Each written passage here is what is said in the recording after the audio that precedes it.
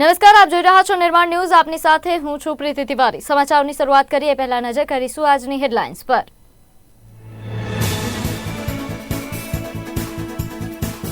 PM મોદીએ જમ્મુમાં એમ્સનું કર્યું ઉદ્ઘાટન. ₹32,000 કરોડથી વધુના વિકાસ પ્રોજેક્ટોનું ઉદ્ઘાટન. યુવાનોને સરકારી નોકરીના નિમણૂક પત્ર એનાયત.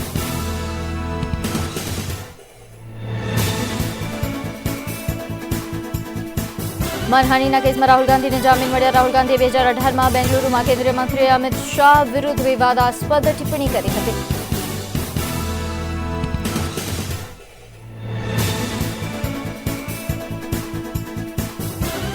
રાજકોટ સિવિલમાં પીએમના હસ્તે 25 ફેબ્રુઆરી સીટી સ્કેન મશીન ખુલ્લું મુકાશે. ફૂલ બોડી સ્કેન, હેડ સ્કેન, એન્જિયોગ્રાફી સ્કેનિંગ કરી શકાશે.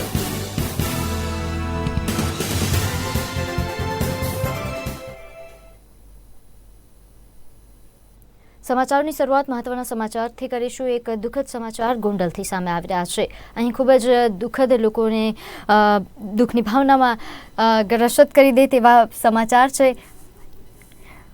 ગોંડલના પુત્રના લગ્નની કંકોત્રી આપીને પરત ફરતા અકસ્માત સર્જાયાના સમાચાર, જેમાં વાછરા રોડ પર બાઇક સવાર વૃક્ષ પડતા માતાનું મોત થયા હોવાના સમાચાર છે. બાઇક સવાર પર વૃક્ષ પડતા પુત્રની નજર સામે માતાનું મોત નીપજ્યું. આ દુઃખદ સમાચાર ગોંડલથી છે. અહીં વાછરા રોડ અને ત્યાં માતા પુત્રની કંકોત્રી આપવા માટે આવ્યા હતા અને જસદણના વેરાવળથી ગોંડલના માતા પુત્ર કંકોત્રી આપવા માટે આપવા ગયા હતા અને તે દરમિયાન અકસ્માત સર્જાયો, જેમાં ગોંડલ ખરીદી કરવા જતા સમયે અકસ્માત સર્જાયો હતો. ચાલુ બાઇક પર ઝાડ પડતા પુત્રને ઈજા થઈ હતી. માતા વિજયાબેનને ગંભીર ઈજા થતા તેમનું મોત નીપજ્યું. ઘટનાને પગલે એમ્બ્યુલન્સ ઘટના સ્થળે પહોંચી હતી. નોંધનીય છે કે પુત્રને પણ ગંભીર ઈજા થતાં તેને હોસ્પિટલ ખસેડાયો હતો. વિજયાબેનના મૃતદેહને પીએમ અર્થે હોસ્પિટલ ખસેડવામાં આવ્યો. ગોંડલ તાલુકા પોલીસે હાલ સમગ્ર મામલે વધુ તપાસ હાથ ધરી છે. પુત્રના લગ્ન પહેલા માતાના મોતથી પરિવારમાં માતમ છવાઈ ગયો છે. તો ગોંડલથી આ દુઃખદ સમાચાર, જ્યાં પુત્રના લગ્નની કંકોત્રી આપીને પરત ફરતા સમયે ગંભીર અકસ્માત સર્જાયો, જેમાં વાછરા રોડ પર બાઇક સવાર પર વૃક્ષ પડતા માતાનું મોત થયું. માતા અને પુત્ર બંને કંકોત્રી આપવા માટે જતા હતા અને કંકોત્રી આપતા પરત ફરતા ખરીદી માટે જવા સમયે આ અકસ્માત સર્જાયો, જેમાં ચાલુ બાઇક પર ઝાડ પડતા માતાનું ઘટના સ્થળે જ મોત નીપજ્યું. જ્યારે પુત્રને ગંભીર ઈજાઓ પહોંચતા તેને હોસ્પિટલ સારવાર અર્થે ખસેડાયો હતો. પુત્રના લગ્ન પહેલા જ આ દુઃખદ ઘટના બનતા પરિવારમાં માતમ છવાયો છે. આ ઘટનાને લઈને વધુ વિગત સાથે આપણી સાથે સંવાદદાતા નરેશ શેખલિયા જોડાઈ ગયા છે. નરેશ, ગોંડલમાં જે આ દુઃખદ ઘટના બની તેને લઈને વધુ વિગત. પ્રીતિ, જો વાત કરવામાં આવે તો ગોંડલના વાછરા રોડ ઉપર એક બાઇક સવાર તેમની માતા સાથે જઈ રહ્યા હતા, ત્યારે વિજયાબેન નામના માતા ઉપર વૃક્ષ પડ્યું હતું અને વૃક્ષની ડાળી પડતા તેમનું ઘટના સ્થળે મોત નીપજ્યું હતું. આ ઘટનાને લઈને 108ની ટીમ ઘટના સ્થળે દોડી ગઈ હતી અને રાહદારીઓના મદદથી તેમના મૃતદેહને વૃક્ષની ડાળી ખસેડીને ગોંડલ સરકારી હોસ્પિટલ ખાતે ખસેડવામાં આવ્યો હતો. ત્યારે આ કરુણ ઘટનાની જો વાત કરવામાં આવે તો વિજયાબેન પોતાની કંકોત્રી માટે દેવા માટે ગયા હતા અને ગોંડલથી ખરીદી કરીને પરત વાછરા જઈ રહ્યા હતા, ત્યારે આ ઘટના બની જવા પામી છે. એટલે કહી શકાય કે પરિવારમાં લગ્નનો માહોલ હતો અને આ સાથે માતમમાં છવાઈ જવા પામ્યો છે. થોડા દિવસોમાં જ લગ્નનો મહોત્સવ ઉજવાઈ રહ્યો એ પહેલા જ માતાનું મોત નીપજતા પરિવારમાં શોકની લાગણી ફેલાઈ જવા પામી. જી, હાલ પુત્રની હાલત કેવી છે?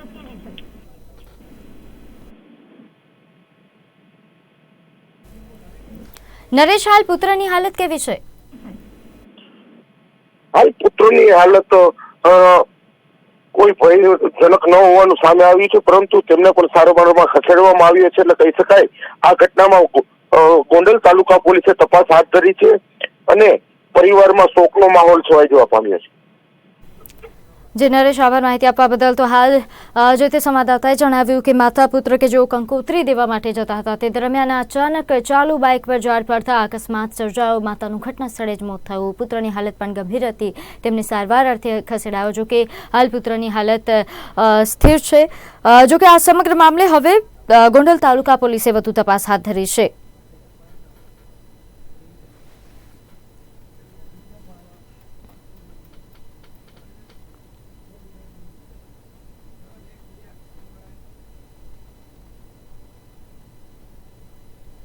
આગળ વાત કરીએ એક મહત્વના સમાચાર જેતપુરથી સામે આવી રહ્યા છે। જેતપુરથી એક પુરુષનો મૃતદેહ મળી આવ્યો છે, જેને લઈને જો વિગતે વાત કરવામાં આવે તો જેતપુર નવાગઢ ભાદરના પુલ નીચેનો બનાવ, જ્યાં ભાદર નદીમાં પાણીમાં પુરુષનો તરતો મૃતદેહ મળી આવ્યો। તરતો મૃતદેહ દેખાતા સ્થાનિકોએ પોલીસને જાણ કરી નગરપાલિકા ફાયર ફાઇટરની ટીમ ઘટના સ્થળે પહોંચી હતી અને તરવૈયાઓએ મૃતદેહને પાણીની બહાર કાઢ્યો। પ્રાથમિક તપાસમાં મૃતદેહના પાકીટમાંથી આધાર કાર્ડ મળ્યું છે। આધાર કાર્ડમાંથી નામ નરેન્દ્રસિંહ વ્યાસ હોવાનું ખુલવા પામ્યું છે। મૃતદેહને પીએમ અર્થે ખસેડી તપાસ હાથ ધરાઈ છે। જેતપુર સરકારી હોસ્પિટલમાં હાલ મૃતદેહનું પીએમ માટે ખસેડવામાં આવ્યું છે। તો જેતપુરથી આ બનાવ સામે આવ્યો છે, જ્યાં ભાદર નદીમાં પાણીમાં પુરુષનો તરતો મૃતદેહ મળી આવ્યો। સ્થાનિકોએ પોલીસને જાણ કરી અને નગરપાલિકા ફાયર ફાઇટરની ટીમ ઘટના સ્થળે પહોંચી હતી। તરતા મૃતદેહને બહાર કાઢવામાં આવ્યો। તેની પાકીટમાંથી એક આધાર કાર્ડ મળી આવ્યું, જે નરેન્દ્રસિંહ વ્યાસ હોવાનું ખુલવા પામ્યું છે। મૃતદેહને હાલ પીએમ અર્થે ખસેડવામાં આવ્યો છે અને પોલીસે સમગ્ર હાલ મૃતદેહના આધાર કાર્ડ પરથી વ્યક્તિની તપાસ પણ શરૂ કરી છે।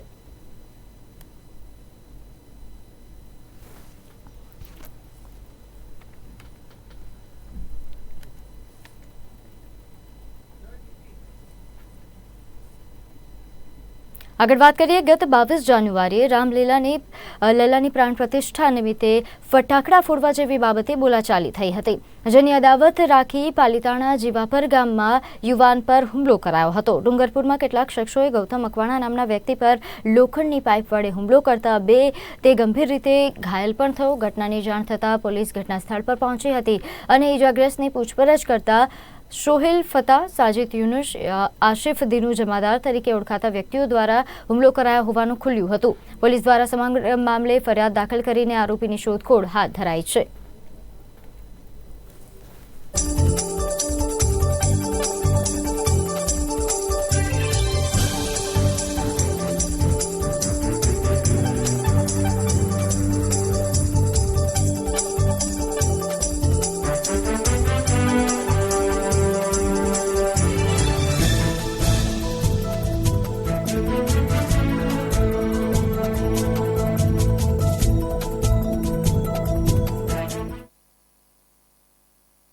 લગ્ન માં ગયા હતા ને અમે આવતા હતા એટલે જીવાપર વાળી જા તે હું કહું ના એક્સિડન્ટ છું એમ તે મને મોટા છોકરા એ બાઈક એકદમ હકારી તે મેં કીધું ભાઈ તું ધીમી હકાય ને તો કે બા આપણો ભાઈ પડી ગયો એમ તે ના અમે જાણ તે બધા મારતા હતા તે મેં કીધું એ ભાઈ તું માથમાંથી બહુ ગુંડા બોલવા મળ્યો તે હું પાછી બોલી હું ભાઈ તરત બોલું હરખું બોલજે હું કહું એમ ગાળું ન દેવાય હું કાંઈ તમારી વહુ નથી થતી મેં એમ કીધું તે પછી કે તો તારું 2 વર્ષનું બાળક છે ને એનું હું મારી નાખીશ આ મારો દીકરો જ છે મારે કાંઈ નહીં આ બસ ઓલું આ રામનવમી ઓલાનું ભગવાનનું ફટાક્યાનું બીજું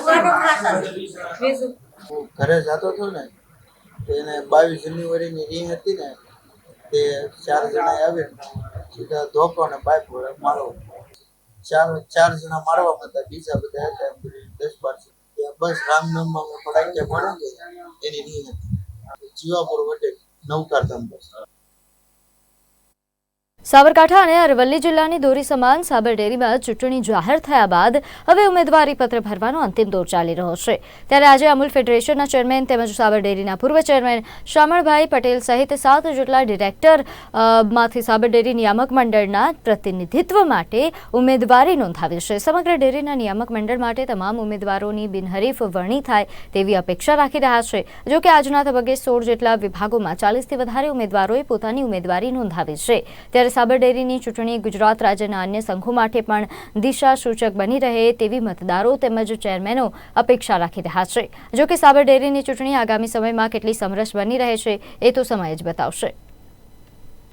એ સાબરકાંઠા જિલ્લા તેમજ અરવલ્લી જિલ્લાની 4.5 લાખ પશુપાલકોની સંસ્થા છે ને આ સંસ્થા સાથે સાબરકાંઠા અને અરવલ્લી જિલ્લાના પશુપાલકો સાથે 16 લાખ ખેડૂતો જે આના ઉપર રોજીરોટીની સાથે સંકળાયેલી સંસ્થા છે।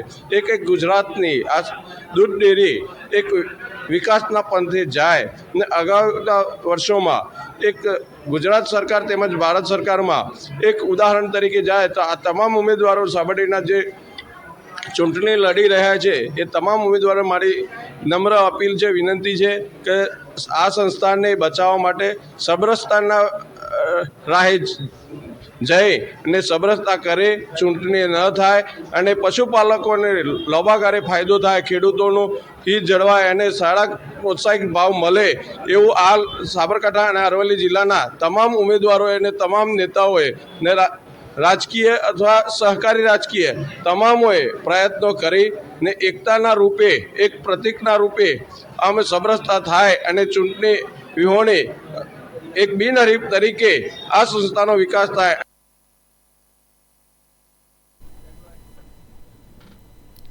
સરહદી બનાસકાંઠા જિલ્લામાં ડ્રિંક એન્ડ ડ્રાઈવ તેમજ અકસ્માત સર્જનાર વાહન ચાલકો સામે ટ્રાફિક પોલીસ અને આરટીઓ દ્વારા લાલાંક કરવામાં આવે છે.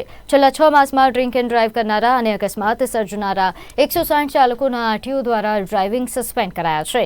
ડ્રિંક એન્ડ ડ્રાઈવ અને અન્ય બેદરકારીને લઈ આરટીઓ અધિકારીએ લાયસન્સ સસ્પેન્ડ કરી દેતા વાહન ચાલકોમાં ફફડાટ વ્યાપ્યો છે.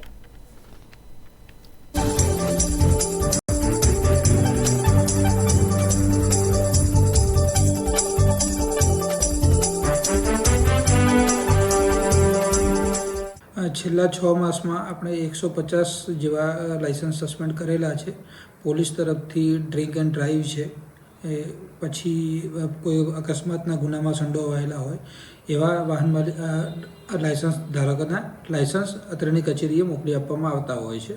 તો એમને એ જે ગુના છે એ ગુનાના અંતર્ગત લાઇસન્સ સસ્પેન્ડ કરવામાં આવે છે. એવા 6 માસમાં 150 કરતાં વધુ લાઇસન્સ આપણે સસ્પેન્ડ કરેલા છે. અત્યાર સુધીમાં 150 કરતાં વધુ લાઇસન્સો રદ થયા છે. હવે જે વાહન ચાલકો છે એમને શું સંદેશ?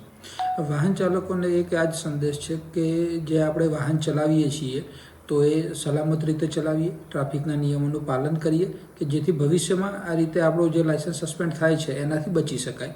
ને જે ડ્રિંક એન્ડ ડ્રાઈવ કરીને ચલાવતા હોય છે એવા કેસીસમાં કે વાહન દારૂ પીને વાહન ચલાવવું નહીં, ને ગુજરાતમાં તો ઓબ્વિયસલી એનું પ્રોહિબિશન જ છે, તો એ વસ્તુની સાવચેતી રાખવી.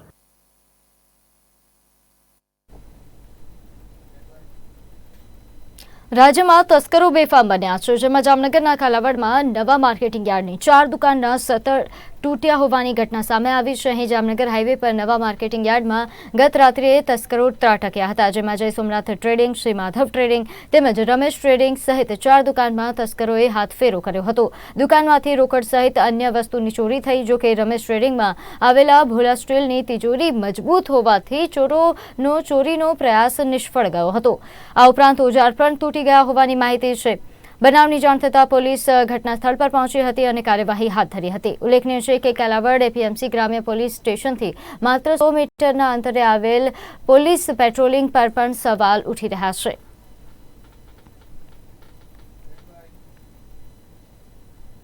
સાબરકાંઠા જિલ્લાના હિંમતનગર તાલુકાના બેરણા ગામ ખાતે મહાકાળી મંદિર ખાતે 21 કુંડી મહારુદ્રયાગ તથા શિવ પરિવાર અને ગુરુમૂર્તિઓના પ્રાણ પ્રતિષ્ઠા મહોત્સવનો પ્રારંભ યોજાયો હતો. પ્રથમ દિવસે ભવ્ય શોભાયાત્રા સાથે જલાદિવાસ સાથે સુંદરકાંડના પાઠ યોજાયા હતા. પ્રથમ દિવસે દેવતાઓનું પૂજન બાદ ભવ્ય શોભાયાત્રા બેરણા ગામમાં નીકળી હતી, જેમાં ગ્રામજનો સહિત મોટી સંખ્યામાં સાધુ મહંતો તેમજ આમંત્રિત મહેમાનો ઉપસ્થિત રહ્યા હતા. સમગ્ર દેશમાંથી આવેલા મહામંડલેશ્વરોના આશીર્વાદ સાથે શરૂ થયેલી આ જલયાત્રામાં હર હર ભોલેનાથથી સમગ્ર વિસ્તાર ગુંજી ઉઠ્યો હતો અને ગામમાં ભક્તિનો માહોલ જોવા મળ્યો હતો. આશરે 300 વર્ષ પહેલા બેરણા ગામની પાવન ધરા પર મોતીપુરીજીના નામના એક શુદ્ધ તપસ્વી ગામમાં આવ્યા હતા અને ભક્તિનો અલગ જે માહોલ છે તે જણાવ્યો હતો. આ ઉપરાંત મહાકાળી માતાજી મંદિરમાં આવતા દર્શનાર્થીઓના મનોરથ પણ માતાજી અહીં પૂર્ણ કરે છે તેવી માન્યતા છે. દેશ વિદેશમાંથી આવતા ભક્તો માના ચરણોમાં આશીષ લે છે.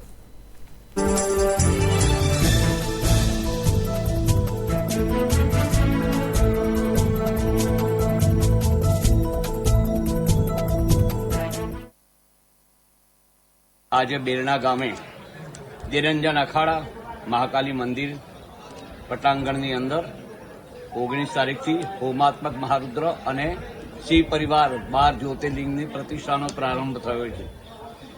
ગામનો તો એટલો બધો ઉત્સાહ અને સહકાર છે કે જેને તો અમે કલ્પના ન કરી શકીએ એટલી ગામે અમને ખૂબ ખૂબ ખૂબ સહકારની ભાવનાથી અમને એટલા બધા રસ તડબોળ કર્યા છે કે જેનું અમે જિંદગી પર ભૂલીએ એમ નથી. પણ શિવ એટલે કલ્યાણ અને દિનેશગીરી મહંતજી એમની એક ભાવના હતી કે આપણે એક અહીંયા શિવજીના મંદિરનું નિર્માણ કરીએ.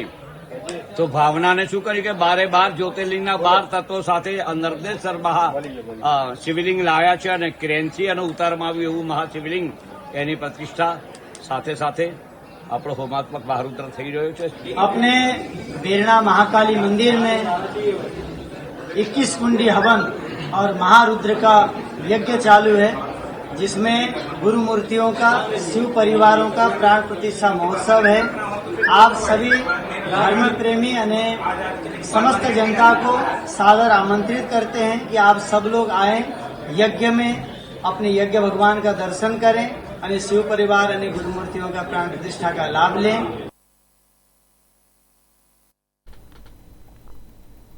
પાટણ એલસીબી પોલીસે 3 જિલ્લાઓમાં ગરફોડ ચોરી અને વાહન ચોરીનું તરખાટ મચાવતી ગેંગના 7 શખ્સોને ઝડપી લઈ 38 જેટલી ચોરીઓનો ભેદ ઉકેલવામાં સફળતા મેળવી છે. પાટણ, બનાસકાંઠા અને મહેસાણા જિલ્લામાંથી આ ટોળકી ચોરીને અંજામ આપતી હતી. ત્યારે પાટણ એલસીબી પોલીસે 4 ટોળકીના સભ્યોને શહેરના ખોડાબા હોલ નજીક બાતમીના આધારે દબોચી લીધા હતા અને ઝડપાયેલા ઇસમો પાસેથી ₹3,42,860નો મુદ્દામાલ કબજે કર્યો હતો. આ ટોળકી વર્ષ 2017 થી 2022 સુધી અનેક ચોરીને અંજામ આપી ચૂકી છે. સાથે જ સાબરકાંઠા, ગાંધીનગર જિલ્લામાં પણ ઘરફોડ અને વાહન ચોરીનું તરખાટ મચાવી ચૂક્યા છે. છેલ્લા 6 મહિનામાં આ ટોળકીએ પાટણ, મહેસાણા અને બનાસકાંઠામાંથી 13 બાઇક અને 25 ઘરફોડ ચોરી કરી હોવાની હાલમાં કબૂલાત કરી છે અને વધુ તપાસ માટે પોલીસે આગળની કાર્યવાહી હાથ ધરી છે. અને છેલ્લા થોડા સમયમાં હારીજ, સરસ્વતી, બાલિસ્ટા અને Patan BC division police station ખાતે ઘરફોડ ચોરીના ગુના દાખલ થવા પામેલ અને જે વણશોધાયેલા હતા. આ વણશોધાયેલા ગુના શોધી કાઢવા માટે પાટણ જિલ્લા પોલીસ વડા ડૉક્ટર રવિન્દ્ર પટેલ સાહેબે જે પાટણ એલસીબીના પોલીસ ઇન્સ્પેક્ટર RK પટેલ સાહેબને સૂચના કરેલ. જેના અનુસંધાને શ્રી પટેલ સાહેબે આ ચોરીઓનો અંજામ આપનાર જે ઇસમો છે એના બાબતે જગ્યાઓની વિઝિટ કરેલ, CCTV કેમેરાના ફૂટેજો મેળવેલ અને ગુનો આચરણના નિયમોનો અભ્યાસ કરી હ્યુમન સોર્સ તેમજ ટેકનિકલ રિસોર્સિસનો ઉપયોગ કરી અને કામગીરી ચાલુ કરેલ. દરમિયાન તેમને બાતમી હકીકત મળેલ કે 7 જેટલા અજાણ્યા ગેંગના ઇસમો છે કે જે ભૂતકાળમાં મિલકત સંબંધી ગુનાઓ કરવાની ટેવવાળા છે, તેઓ એક છકડો રિક્ષામાં ખોડાબા હોલ નજીક આવવાના છે. જેથી ત્યાં તેમણે વોચમાં રહી અને આ તમામને અટક કરી. સુરતના વેસુ વિસ્તારમાં આવેલ એમ્બેઝ હોટલ દેહ વ્યાપારનો ધંધો ચાલતો હોવાની બાતમીના આધારે પોલીસે દરોડા પાડી 7 ગ્રાહકોની ધરપકડ કરી હતી. અલથાણા અને વેસુ વિસ્તારમાં સ્પામાં દરોડા પાડવામાં આવ્યા અને સ્પાની આડમાં ચાલી રહેલા દેહ વિક્રયના ધંધાનો પર્દાફાશ કર્યો હતો. ડીસીપી ઝોન 4 દ્વારા સ્પામાં રેડ પાડવામાં આવતા 7 જેટલી થાઇલેન્ડની યુવતીઓને દેહ વિક્રીના વ્યવસાયમાંથી મુક્ત કરાવવામાં આવી. દરમિયાન સ્પા સંચાલક ચંચલ રાજપૂત કે જે નાસી છૂટવામાં સફળ રહ્યો હતો. પોલીસે સ્પા સંચાલક સહિત 3 લોકોને વોન્ટેડ જાહેર કર્યા. જોકે જે થાઇલેન્ડની યુવતીઓ સ્પા પરથી મળી આવી હતી તેમના પાસપોર્ટ અને વિઝા સંબંધિત તપાસ હાલ ચાલુ છે.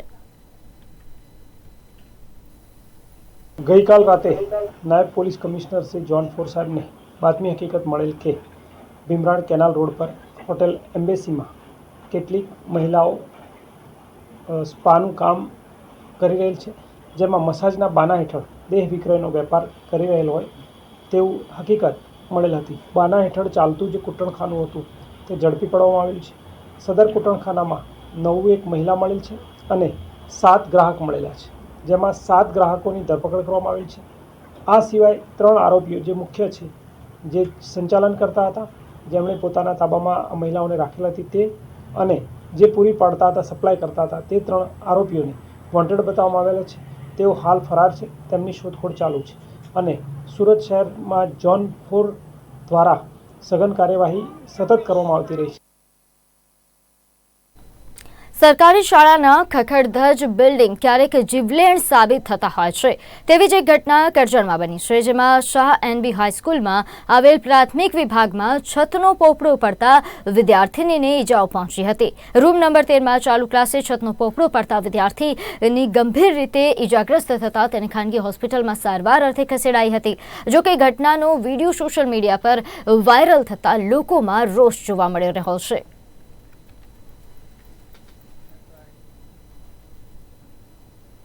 વડાપ્રધાન નરેન્દ્ર મોદી લોકસભાની ચૂંટણી પહેલા ગુજરાતની મુલાકાતે આવશે. પીએમ મોદી તેમના પ્રવાસ દરમિયાન ગુજરાતને 2 મોટી ભેટ આપશે. તેઓ મહેસાણાની પણ મુલાકાત લેશે. ત્યાં તેઓ એક મંદિરમાં અભિષેક સમારોહમાં પણ હાજર રહેશે. પીએમ મોદી અટલ સરોવરનું પણ ઉદ્ઘાટન કરશે. વડાપ્રધાન નરેન્દ્ર મોદી લોકસભાની ચૂંટણી પહેલા ગુજરાતની મુલાકાતે આવશે. વડાપ્રધાન નરેન્દ્ર મોદી તેમની ગુજરાત મુલાકાત દરમિયાન સૌરાષ્ટ્રના રાજકોટમાં પૂર્ણ થયેલ એમ્સનું ઉદ્ઘાટન કરશે. વડાપ્રધાનની ગુજરાત મુલાકાતના નિર્ણય બાદ એમ્સના ઉદ્ઘાટનની તૈયારીઓ શરૂ કરી દેવામાં આવી છે. વડાપ્રધાન નરેન્દ્ર મોદી 25 ફેબ્રુઆરીએ એમ્સનું ઉદ્ઘાટન કરશે. વડાપ્રધાન આવતા સપ્તાહે 4 દિવસમાં 2 રાજ્યોની મુલાકાત લેશે, જેમાં ગુજરાત ઉપરાંત યુપીનો પ્રવાસ પણ તેઓ કરવાના છે. ગુજરાતને પ્રથમ એમ્સ મળશે. આ સાથે જ સૌરાષ્ટ્રની મોટી માંગ પૂર્ણ થશે. આ સાથે જ તેઓ દ્વારકામાં બનેલા દેશના સૌથી લાંબા સિગ્નેચર બ્રિજનું ઉદ્ઘાટન કરશે. વડાપ્રધાન 22મી ફેબ્રુઆરીના રોજ સવારે 10:45 કલાકે અમદાવાદના નરેન્દ્ર મોદી સ્ટેડિયમ ખાતે અમૂલ ફેડરેશનના કાર્યક્રમમાં હાજરી આપશે. આ ગુજરાત કોઓપરેટિવ મિલ્ક માર્કેટિંગ ફેડરેશનની સુવર્ણ જયંતિ ઉજવણીનો કાર્યક્રમ છે. આ પછી વડાપ્રધાન મહેસાણાના તરફ વડીનાથ મહાદેવ મંદિરના પ્રાણ પ્રતિષ્ઠા મહોત્સવમાં ઉપસ્થિત રહેશે. પીએમ મોદી બપોરે 1 વાગે મહેસાણામાં જાહેર સભા કરશે અને વિકાસ કામોનું ઉદ્ઘાટન કરશે. પીએમ મોદી સાંજે 4:15 કલાકે નવસારીમાં જાહેર સભા અને વિકાસ કાર્યોનું ઉદ્ઘાટન કરશે. પીએમ મોદી સાંજે 6:15 વાગે કાકરાપાર ખાતે ન્યુક્લિયર પાવર પ્રોજેક્ટ સાઇટનું નિરીક્ષણ કરશે. પીએમ મોદી સુરતથી વારાણસી જવા રવાના થશે અને ત્યારબાદ વારાણસીમાં રાત્રિ રોકાણ કરશે. પીએમ મોદી 23મીએ વારાણસીમાં હશે. મધ્યપ્રદેશ સંસ્કૃત સ્પર્ધાના વિજેતાઓનું સન્માન કરશે. આ પછી અન્ય કાર્યક્રમોમાં હાજરી આપશે. 24મી ફેબ્રુઆરીએ જામનગર પહોંચે તેવી શક્યતા સેવવામાં આવી રહી છે. વડાપ્રધાન તેમનું રાત્રિ રોકાણ જામનગરમાં કરશે. 25 ફેબ્રુઆરીએ પીએમ મોદી સૌરાષ્ટ્રને કરોડોની સ્કીમ ગિફ્ટ કરશે. સવારે 7:45 કલાકે બેટ દ્વારકા મંદિરની મુલાકાત લેશે. આ પછી પીએમ મોદી સવારે 8:25 વાગે સિગ્નેચર બ્રિજનું ઉદ્ઘાટન કરશે. પીએમ મોદી બપોરે 1 વાગે દ્વારકામાં જાહેર સભા કરશે અને કરોડો રૂપિયાની યોજનાનું ભૂમિપૂજન કરશે. પીએમ મોદી બપોરે 3:30 કલાકે રાજકોટ એમ્સ પહોંચશે, જ્યાં સાંજે 4:45 કલાકે રાજકોટના રેસકોર્સ મેદાનમાં જાહેર સભા અને અટલ સરોવરનું ઉદ્ઘાટન કરશે. બ્યુરો રિપોર્ટ, નિર્માણ ન્યૂઝ.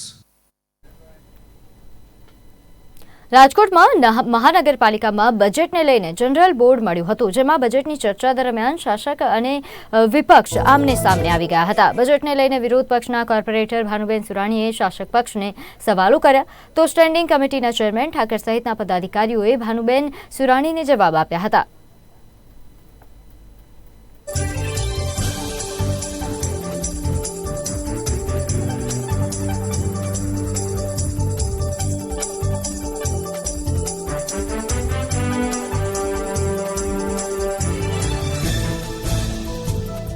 આ બોર્ડની અંદર વર્ષ 2024 અને 25ના નવા વર્ષની અંદર કરવાના કામો, રાજકોટ મ્યુનિસિપલ કોર્પોરેશનને 50 વર્ષ પૂર્ણ થયા છે. 51ના વર્ષમાં રાજકોટ મહાનગરપાલિકા અત્યારે ચાલી રહ્યું છે. 50 વર્ષ અને 50 કરોડની વિકાસ કામોની યોજનાઓ આવનારા વર્ષમાં નવા બજેટની અંદર પણ લેવામાં આવી છે. કુલ મિલાવીને વાત કરું તો આજે અંદાજપત્ર ભારતીય જનતા પાર્ટીના તમામ સભ્યશ્રીઓએ આજે નવા વર્ષનું અંદાજપત્ર રજૂ કર્યું છે અને મંજૂર કર્યું છે. 21મી તારીખ એટલે કે પરમ દિવસે રાજકોટ મ્યુનિસિપલ કોર્પોરેશન દ્વારા સૌ પ્રથમ વખત સ્ટેન્ડિંગ કમિટીની બેઠક રામવનમાં અમે કરવા જઈ રહ્યા છીએ. આ સ્ટેન્ડિંગ કમિટીની બેઠકની અંદર 25મી તારીખના માનનીય પ્રધાનમંત્રી શ્રી નરેન્દ્રભાઈ મોદી સાહેબના સ્વહસ્તે જે લોકાર્પણ અને જે ખાતમુહૂર્તો નવા કરવાના છીએ એની તમામ દરખાસ્તો 21મી તારીખની સ્ટેન્ડિંગ કમિટીમાં લેવામાં આવી છે. સમાચારોમાં હાલ બસ આટલું જ. વધુ સમાચારો માટે આપ જોતા રહો નિર્માણ ન્યૂઝ. નમસ્કાર.